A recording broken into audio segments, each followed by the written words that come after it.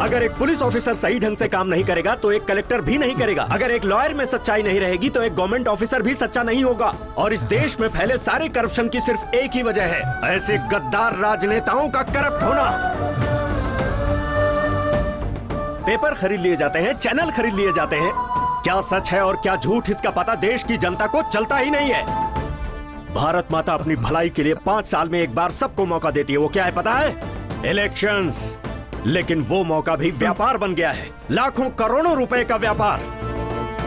और इसकी वजह कोई और नहीं, हम हैं, हम सभी हैं। हम अपनी जिंदगी में खुशी से रहने के लिए बहुत सारे दिन सेलिब्रेट करते हैं। Birthday, marriage day, mother's day, father's day, lovers day, friendship day, AIDS day, यहाँ तक कि लोग अपने डॉगीज का भी बर्थडे मनाते हैं। लेकिन क्या इस देश की सेवा के लिए किसी के पास कोई एक दिन है क्या? नहीं है। क्यों? क्यों नहीं है?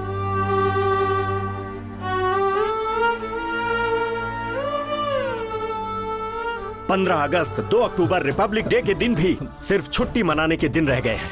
व्हाट्सएप, फेसबुक, ट्विटर जैसे सोशल साइट्स पर मैसेज भेजकर उस दिन की खुशियों को सेलिब्रेट करने में लग जाते हैं। नहीं, आगे से ऐसा मत करो। देश की सेवा के लिए कम से कम एक दिन निकालो जिसे क्वेश्चनिंग डे का नाम दो। और जिस दिन ऐसा हो जाएगा जब हम मीडिया से, नेताओं से, सिस्टम से सवाल पूछेंगे तो ये देश मजबूत होगा, हम सब मजबूत होंगे।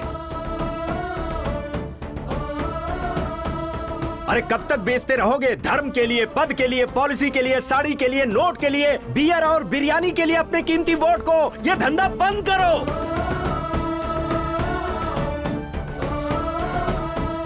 इस बार किसी को भी वोट देने से पहले इस देश के झंडे को जरूर याद कर लेना।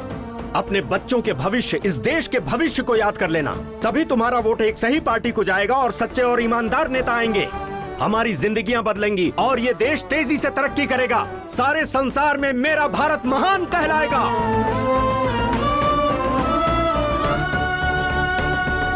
एक बात और सुन लो, वोट तुम्हारा हक है।